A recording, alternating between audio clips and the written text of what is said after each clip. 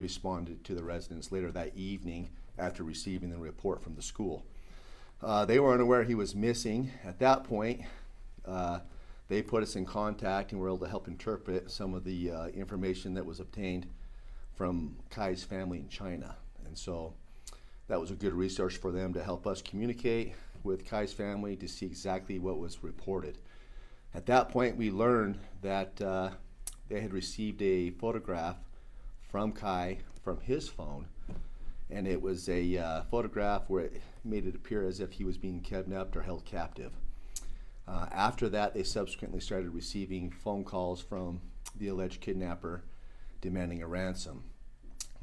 So early on in this investigation, we started searching for any surveillance that we could find in the local neighborhoods and businesses, and we were able to find a couple doorbell camera that showed he actually left the house about 5:30 a.m. Our detectives worked vigorously from that point on, doing all kinds of search warrants in regards to phones, bank statements, and we found that the phone was actually turned off about the time he left. So the phone records from the time he left, moving forward, were of little value because the phone was off. We were able to backtrack and see that through our police records that we had contact with Kai on the 20th of December, and that was the incident in Provo, where someone called in a young man, which was Kai, walking up the street with a bunch of camping gear. And they were alarmed because of the time of year and his age, and a Provo police officer ended up contacting Kai and inquiring what he was doing. He felt that he should probably call the Riverdale Police Department to contact the host family to see if he was supposed to be there, which he was not, and he put him back on a train back to Riverdale. We were able to speak with the family and Kai, but Kai didn't disclose anything at that point that he was being manipulated or held captive under this cyber kidnapping to us, the Provo police officer, or the family. So with that piece of information, we discovered he was doing this a week before, which was kind of suspicious, him leaving in the early morning hours. At 5:30, we were able to look at that doorbell camera and see that he did not have the tent or the sleeping bag with him, which would suggest he would have had to have taken that sleeping bag and tent somewhere else. So with that, we contacted the Weber County Search and Rescue Drone Team, Weber County Sheriff's Office, and they come out and flew the woods near Riverdale, all the close immediate places. We were able to clear that of him being there. During this time, we were working with the FBI to see if they could help facilitate the investigation over in China to figure out where this money was transferred to and confirm that it was. They were able to confirm that money was transferred from the parents to Chinese bank accounts in China. We were also able to, with their assistance, able to confirm that the IP addresses used for the communication from the parents and the kidnapper were also in China. They also elaborated that they've had some other cases of cyber kidnapping with this exact same MO. What they described was these cyber kidnappers will target young foreign exchange students, and they will lead them to believe that their family is in danger in China. They will tell them if they don't do exactly what they say, then their family will be harmed. And then they'll demand things such as these photographs that we've talked about. They'll actually sometimes monitor them on Skype or Zoom or FaceTime and get them to say certain things. So when they're contacting the family in China, the family in China believes that the kidnappers are actually with their son. And so through these three-way phone calls, and then with the photographs and whatnot. So it's kind of a double blind, if you will.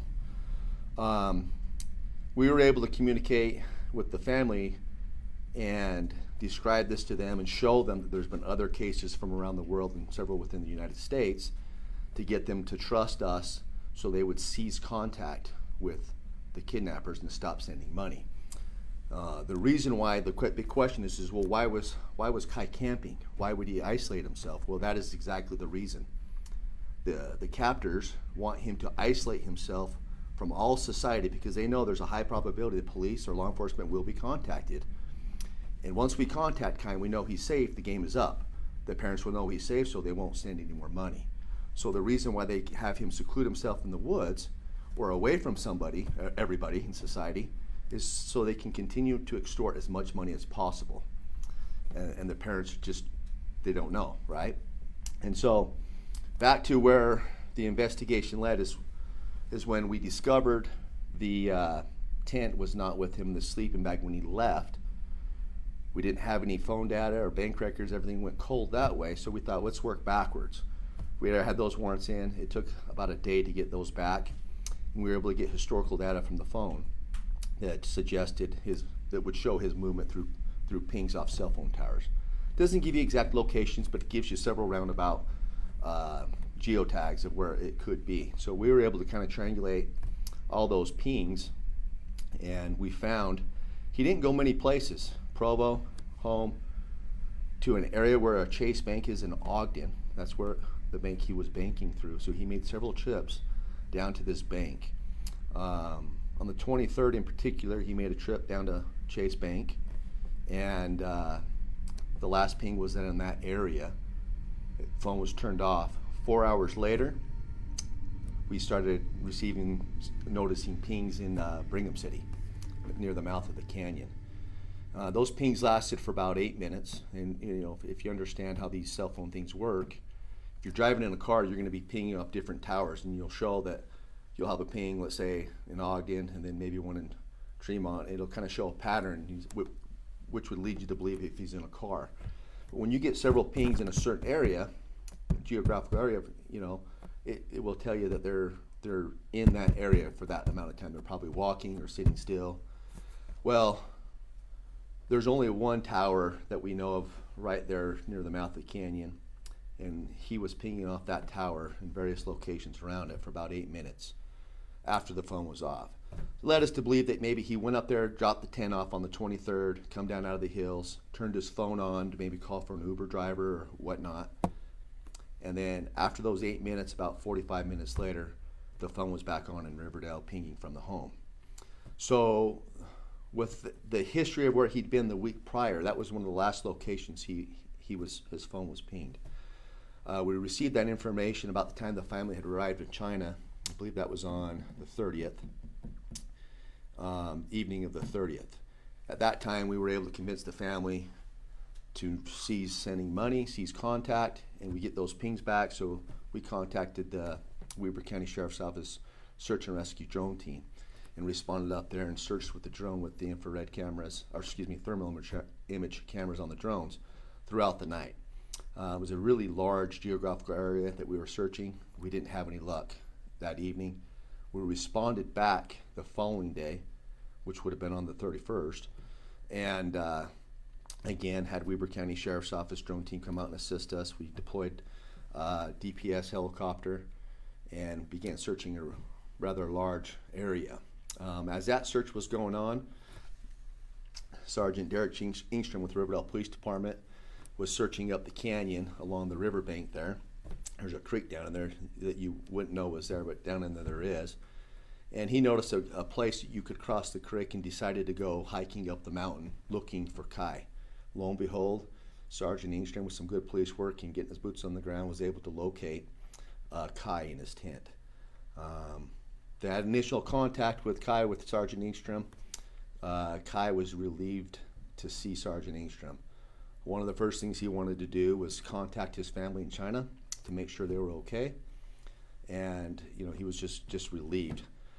Inside that tent, very little supplies. He had a sleeping bag, one of those tinfoil heat blankets, a couple cell phones that we believe were used to kind of carry out and monitor this cyber kidnapping, very limited water and food. And so I think we were very fortunate that we found him when we did. One of the main concerns we had at this point wasn't so much that the kidnappers were going to harm him, because we knew the kidnappers were in China, was that he may freeze to death overnight from hypothermia when he was sleeping. So we were very fortunate and lucky that Sergeant Ingstrom come across him at that time. At that point, we responded back here. We reunified him with his family who had traveled from China, and interviewed him about some of the things we've spoken about. The one thing I would like to say is our detectives and police officers worked around the clock on this case. I couldn't be more proud of them. Their dedication to keep the community safe. You know, the Weber County the Weber County Sheriff's Office Search and Rescue drone team and some of their deputies that showed up spent, all night searching for Kai with their drones, and they came back the next morning. I can't be more thankful for them. And I can't be more thankful for Brigham City. They showed up as well, helped search, and the fire department and the FBI was taking phone calls from us. They weren't necessarily, they came out one time, helped us interpret a little bit, but they were taking phone calls and helped facilitate some of these other leads as far as where the money was going and some of that. So it was a great team effort, but I can't tell you how grateful I am for how hard our officers worked to keep this kid safe and get them home. They took a big sacrifice to be away from their families. Some of these guys worked 36 hours straight looking for Kai, and so they're all heroes in my book. With that, any questions that I can answer, I'll answer. Chief, this must have been terrifying for him. With broken English, he thought it was as real as the sun. There was no doubt of course he's going to protect his family. This was very real to him. It was. You get a phone call from halfway across the country from people that are telling you these things, from China. You believe that, and you don't have any way of verifying that. And then from the parents' perspective, you get a phone call and text messages halfway from across the country, and you see your child being held captive. You tend to you believe it, and so it's a real nightmare for Kai from his perspective, and a real nightmare from Kai's parents' perspective. So these cyber kidnappers, do you know how long they had been making contact with Kai before he went missing? That's still under investigation, but from what we know, this had been going on for over a month. So they started with Kai, we believe, to extort money from him. His parents had begun transferring him money out of the usual to him, and he was transferring that money to these kidnappers to protect his family. At some point, Kai's family were questioning how much money they were sending to Kai. And once that happened, obviously he's not able to send the money to the kidnappers. That's when they up the ante, if you will, and says, okay, now you're going to do this so we can get more money from your parents. And that's when the photograph came into play, and they told him to leave and isolate himself, and they began targeting the parents directly. They're back together now. Is Kai going to go back home? I just learned he's gone back to China with his family. Yes. Okay. Arrest? I mean, at this point, do you go after kidnappers? Is this an FBI? I mean, it's got to be so hard to find these people. I'm glad they're not here in the U.S., but I wish they were, so we could hold them responsible. But they are in China, and so we've worked with the family, and we've relayed all that information to them. We've gave the family our contact information, so if the Chinese police in their area need to reach out to us for any assistance they can. The FBI has been coordinating with the U.S. Embassy in China to kind of relay some of this stuff. So we have good faith that hopefully the Chinese officials there will help locate these suspects, identify them, and bring them to justice there. What did the kidnappers tell Kai for him not to call his parents and say, are you okay? So Kai was under the impression if he called his parents and said anything to them, that they would be harmed in China.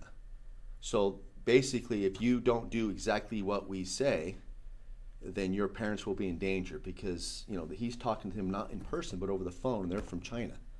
And so he's believing he's doing these things here in the U.S. to protect his family in China.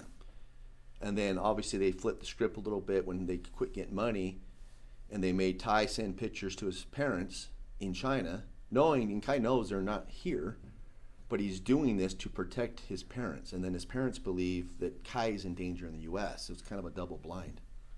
So basically he was taking money out of his own account at Chase and then giving it to the cyber kidnappers. He would and transfer for about a month, you say? Yes, from what we believe. Chief, I know they target foreign exchange students because probably distance and language barrier, but how can people be safe from this? I mean, it's so real. Any advice, just if you get this, call police right away? Yeah, so there's cyber extortion is what I'll call it. This is a cyber kidnapping. It's unique, but cyber extortion is on the rise. We have these types of cases frequently in Utah where and as an example, someone will engage someone on the internet in a romantic relationship of some sort, and during that relationship over the course of a month, they will maybe send some explicit photos back and forth or things of that nature. And then once they have those, and during that time they've talked about family, friends, where they're from, all the personal things that you think you're sharing with someone that cares about you. And then once they get those photographs or different things, they will use those and say, hey, we're not really who you said we were. You need to send us $5,000 by tomorrow, or else this is going to your place of work. Maybe if you're married, to your spouse, to your mother, to your father, whoever. And then they will use that to extort that money out of fear. And so we have these types of things all the time. This cyber kidnapping the target is more of a foreign exchange student, but the one I just described happens weekly here in Weber County, I would say. And so my message to people is, if you are being extorted and someone is threatening you and telling you to send the money or else, for whatever circumstance it may be, your best thing to do is, first of all, cease contact, don't send money, and contact your local law enforcement officials so you can have some assurance that you're going to be safe, first of all. And second, that's what they want. As soon as you stop contacting them and sending the money, they'll move on to the next victim. But contact police first so you know you're safe, or whatever, from whatever threat it may be, and we'll work through the rest. How did the school know that he was kidnapped? You said they were the ones that reported it?